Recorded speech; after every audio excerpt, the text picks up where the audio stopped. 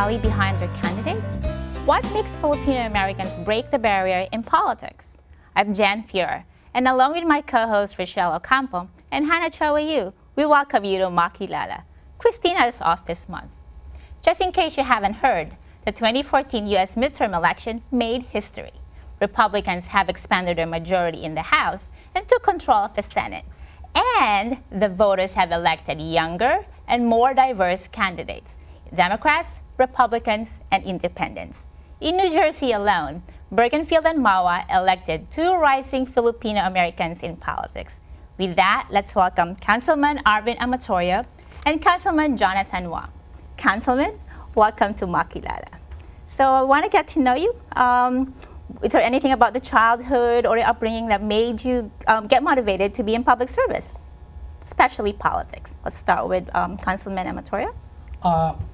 Actually, when I was young and when I was in elementary and high school, I was involved in school activities. And I think that motivated me to aspire that in the future I want to get engaged and to get involved, not really for purpose of politics, but as public service. So whether it be in private sector or in government, as long as it's somehow public service, then I'd be good. How about you, Councilman Wong? Actually, very similar to what Councilman Amatorio was saying. I was raised in Mahwah, and since I grew up there, throughout middle school, elementary school, high school, I spent all of my summers volunteering. It came naturally, and I always enjoyed helping people. Wow, I mean, I bring it to the other volunteers in the panel, our co-hosts, Hanna, and Rachelle Ocampo. So how about you, Hanna? So what does volunteer mean? So I think volunteering is just, finding something you're passionate about. I think there's something about altruism. It's not entirely unselfish. It feels good, if you have that passion for a cause, a charity, then you just do it. And you get a lot of rewards more than what you put out. And I'm sure Rachelle feels the same way. Yeah, I totally agree. I think it's more of like fulfillment, having the feeling of being challenged in a position where money is not the priority. It's more of having the feeling of being fulfilled in doing your duties for the community, for your family, other friends, yeah. Okay, I guess it's family, community, and service. I guess, again, welcome to Makilala, and we're so happy that you guys are here. It's an honor to be here. Thanks for Thank you having very me. much. So how has it been since you guys were elected? Well, it's kind of trying to find your space into the system, because I'm a newcomer. I believe Jonathan is also a newcomer, and thinking whether how to blend into the system that's there already. And in town, people recognize me and they started talking to me. And So you have paparazzi now. well, not really, but you just have to be friendly to everybody, because you don't know whether they're from other town or in town. It's how to do it now. And I think your background is in law, and your background is in real estate? Finance, but mostly real estate, yes. Okay. So how do you think those two worlds kind of sort of collide? Finance and politics, or real estate and politics? Well, any of the two, because I feel like, as with skills that we all have, it's kind of transferable. Do you think that your background that has really helped you in reaching out? In my case, yes, because every day I talk to people from all sorts of life, private, government. So I guess it helps that you get along with people, or you talk to people every day. Well, one of the biggest things that a councilman does is control taxes every year and the budget. So the way that they go about it, usually budget season starts in February. We go through this whole thing where it requires approval, and departments come in and I want this, but I can give you this. And then April it's approved. So having a background in finance definitely helps. So when I was campaigning, a lot of people would ask me, what's your opinion on taxes? And you know what? I was able to give them more of an in-depth answer with my understanding of budgeting than if I didn't. It's amazing, because you're, 23? Yes. When did you start politics? When you were? I ran last year. You ran last year. Yes. Unfortunately, I didn't win, but I did very well. And you didn't, not winning last year didn't discourage you from running again? No, actually, I used it as an opportunity. It was one of those things where, when I first read about it and decided to run, I had about 2 months to prepare for town issues and whatnot. Since losing in November 4th of 2013, I spent the entire year going to each and every meeting that I could to really make sure that I understood what was going on. And here we are. I guess being born and raised in the town that you were representing. I actually moved there when I was 3, but It's close, like yeah. 20 years. Pretty much. That's a lot of years. It was a lot of years. And you moved into Bergenfield in 2002. No, I actually moved in Bergenfield in 2007. From Manhattan, I moved to Bergenfield. And unlike Jonathan, that he grew up in Mahwah and probably knew every corners of Mahwah, I just moved in 2007. And I tried to learn everything in Bergenfield. You know, obviously, 2007 or 7 years is not that long, but not that short as well. Yeah, So- but Bergenfield is called Manila, Little Manila, because there's so many Filipinos. Yeah, they call it Little Manila of Bergen County. I think that's the highest concentration of Filipinos in Bergen County, and we have about like close to 5,000 Filipinos in Bergenfield alone, and about 3,000 of them are, registered voters.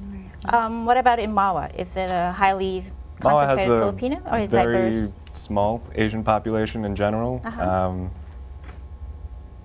Yeah, not many Filipinos. Okay, what is it about your campaign that resonated to the people that picked you to be the candidate? To be the councilman? I'm sure in one of your campaign, aside from taxes and just basically a lot of Filipinos.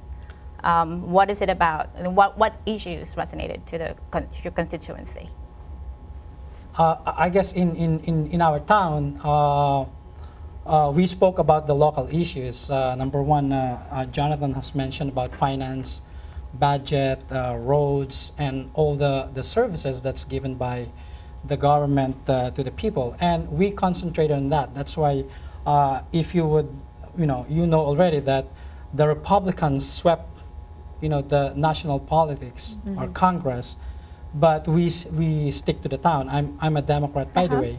So how did we do that? We talked about the local issues, the records of the Democrats in our town. We cut the budget, the deficit.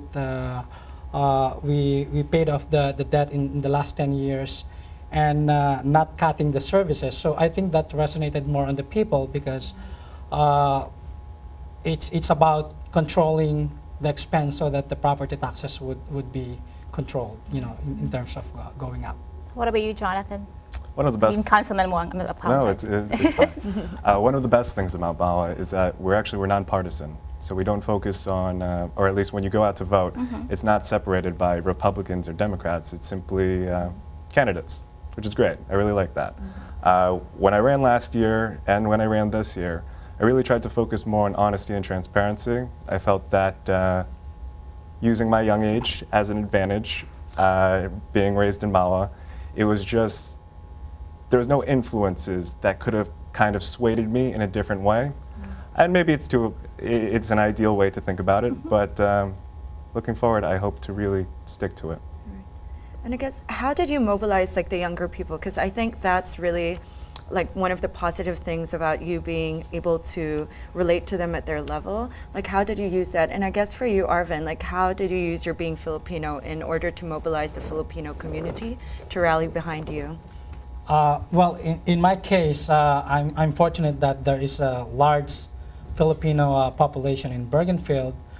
I know some community leaders already in town, so I spoke with them, and I expressed my interest in stepping up the plate and give voice to the Filipino community, and they love it. So it was a lot easier for me to reach out because it's been about 18 years since we last had our representation.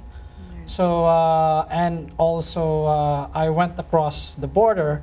People from New York City or Hudson County came to Bergenfield to knock on doors and call people to go out and vote.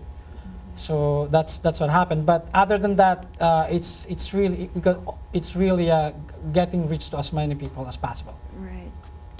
Facebook definitely helped. People that are actually generally my age, you know, some of them are still, they go to college in the summer, but they're home for the summer, which definitely helped when campaigning usually started. So you take advantage of that through absentee ballots. So that was a lot of hard work, making sure to contact as many people as I could, but through Facebook. Also just them going to school with me definitely helped. And now the term dirty politician or dirty politics. Yes. How do you, I guess, go against that barrier or go over that barrier of changing the image of politics in general? Because I don't know if it might be discouraging for other people to go in to politics because of that view. How would you, I guess, reply to that? On a town level, the issues, or at least for Mahwah, like I said before, we don't really focus on Republicans or Democrats, which I think is great.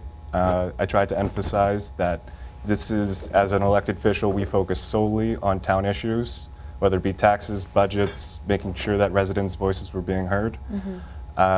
Dirty politicians, it's a term used frequently, but I hope that doesn't ever happen in Mahwah, and it doesn't seem to be that way.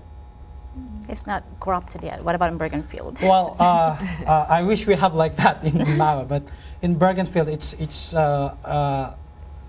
purely partisan, you know, Democrat versus Republican. And just last election, it was so nasty that we thought that, you know, this kind of election really discouraged people, good people, to go into politics. But in my case, I'm lucky because it's my first time, so they couldn't find anything against me in politics. So I You have a believe Facebook account. my name is clean. So they tried to look at my record and they didn't find anything. Of course, that didn't stop them from throwing, you know, untrue stories. But I guess we've talked to a lot of people, and it just didn't resonate. You know, their message just didn't resonate because they looked our team as, you know, the best team to serve the people. So how do you balance your public life to your personal life? I mean, you go to school now, you go to law school, I do. right? And then you have a business. I do. You're a real estate broker. I am also a real estate broker. And now you're councilman. I So am where are not. you sneaking a little personal happiness somewhere there? So far, it's actually worked out pretty well. Going to school, my schedule it's Monday to Thursday, and my last class is at 3:45. Council meetings in Mahwah are on every other Thursday at 8 p.m., so I would leave class early, read on the train, and then go to a meeting, take notes, and then leave and go back to studying. But in general, I mean, so long as I have good time management, I find times to still hang out with friends, watch other things, Netflix binge, and other than that, I am busy, but it's a good busy. What's your favorite Netflix episode? Episode or series? Series. There's so many, actually. Pick one. Walking Dead. Walking Dead. I can That's never great. get into Walking Dead. I just finished House. Well, going back, is there anything else about you? You have a family. You Yes. have a son. Yes, definitely. You know, my schedule gets crazier, you know, because of this new activity in my schedule. But really, you know, my priority is always my family. Unfortunately, I have to cut down some of the time because, you know, I have to attend to other activities, not just council meetings or borough activities. But, you know, as a Filipino, there are so many events, Filipino events, that you have to grace. Yes. And you just can't say no. For sure, you cannot attend to all of them, but you got to go to Jersey City, New York, and you have Queens. to, you know, you have to play your part as one of the leaders in the community, and that makes you more busier. You mentioned about Filipino events. Have you guys gained any extra 10 pounds since you guys won? Because you've been invited to every single Filipino gathering. For sure. Whenever there is a Filipino event, there's food. My friends say, you know, I've always loved to go to Filipino events because there are tons of foods. So that's true. So how do you? This is one thing I want to ask you to personal. Like when you're stressful, like how do you de-stress? How do you like go to the zen? Like, what do you do? Do you play basketball? Do you play piano? Do you sing? Or do you jump up and down?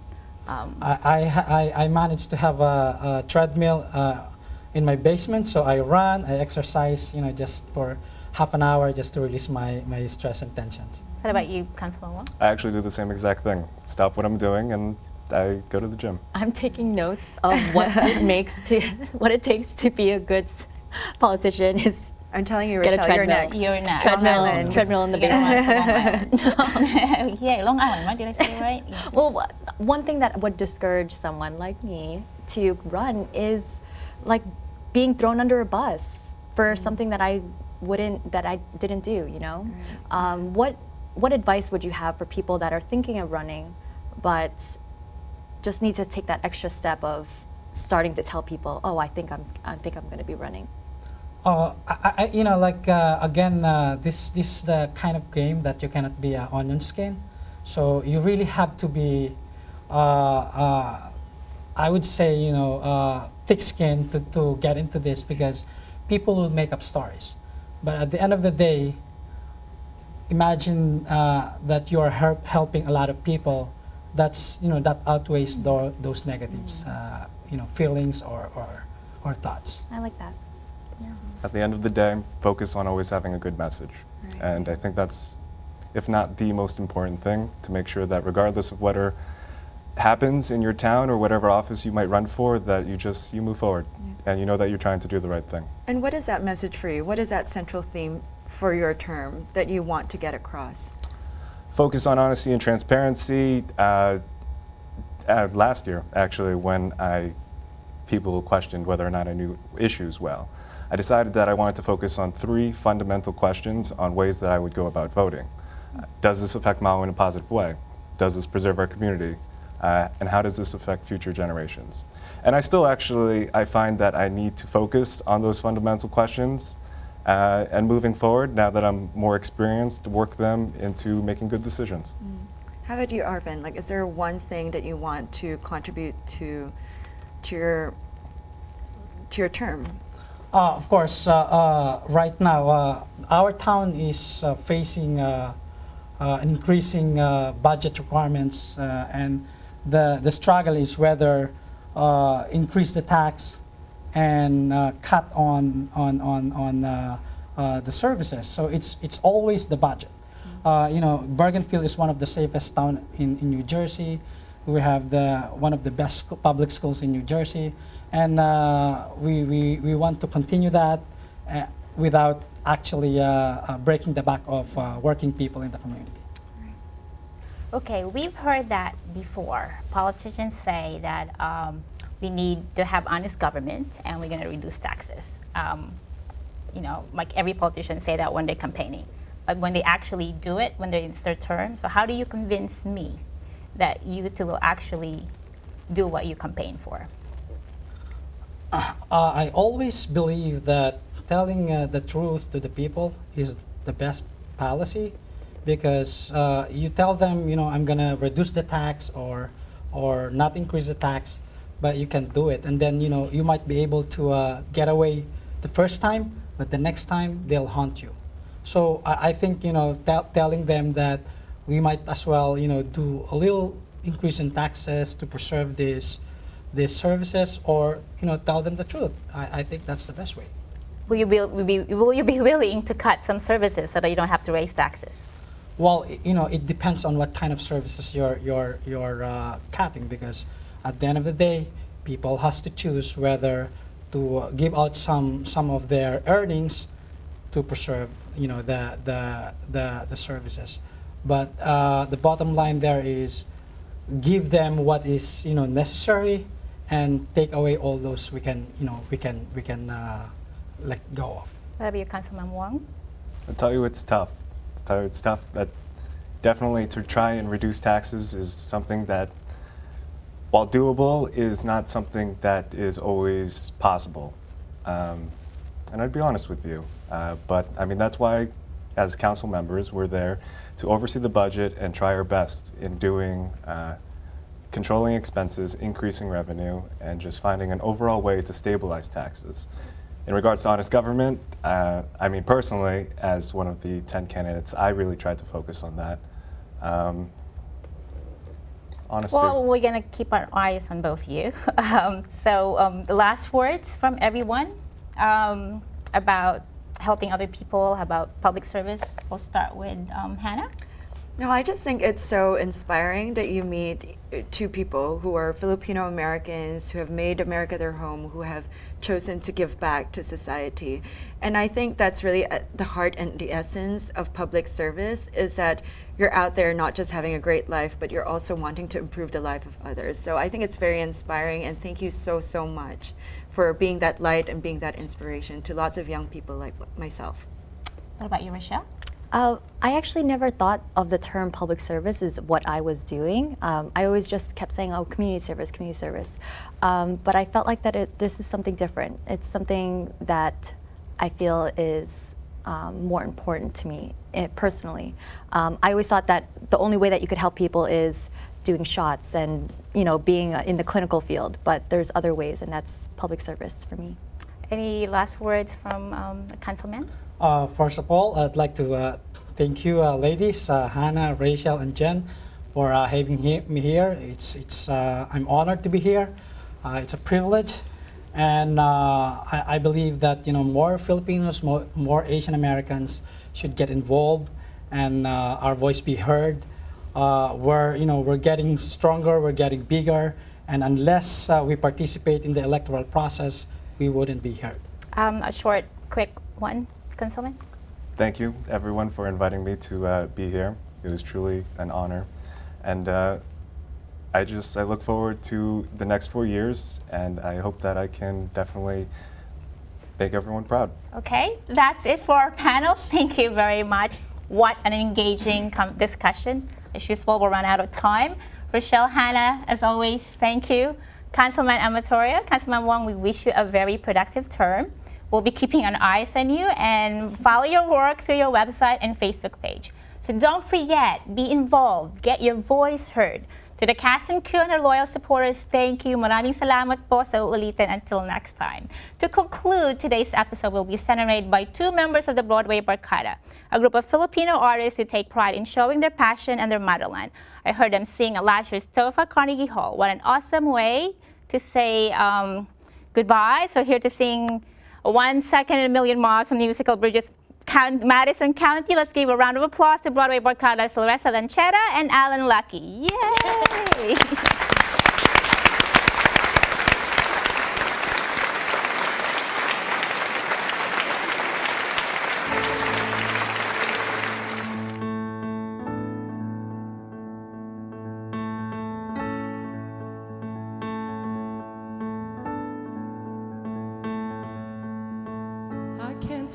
I know what the future will be.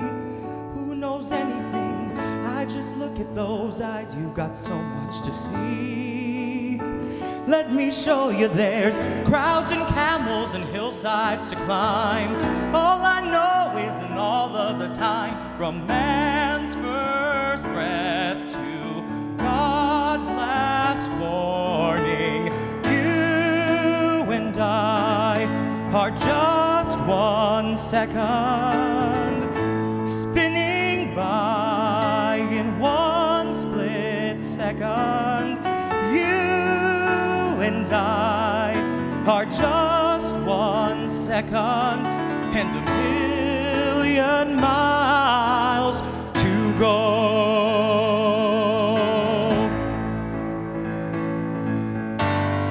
I don't need to be rich, I don't need something new. I don't want to go back to a world without all I need in my whole life is you. If I left this behind, please just look at me. You were born with a wondrous soul. This is how you begin to be whole. The stars keep burning, worlds keep turning, and you and I are just 1 second spinning by in just 1 second. You and I have just 1 second and a million miles to Found go. and lost, torn in half, before and after you. Come with me. Open heart, open door, before and after you. Come with me. How do I go? Tell me, how do I go? How do I go with you? How do I pack a bag, close the door, turn the key, walk away? Look at where I am and who I am and tell me, is there something I don't know? How do I go? How can I go with you? I can't tell you I know what the answer will be. It's impossible, but this is bigger than what we can see. This is destiny. We are tied, we are locked, we are bound. This will not be reversed or unwound. Whatever fate the stars are weaving, we're not breaking. I'm not leaving, and you and I are just 1 second spinning by in just 1 second. You and I are just 1 second. And a million miles to go. All my life I have been All my life I have been All falling. my life I have been All my life I have been You falling. and I have just 1 second.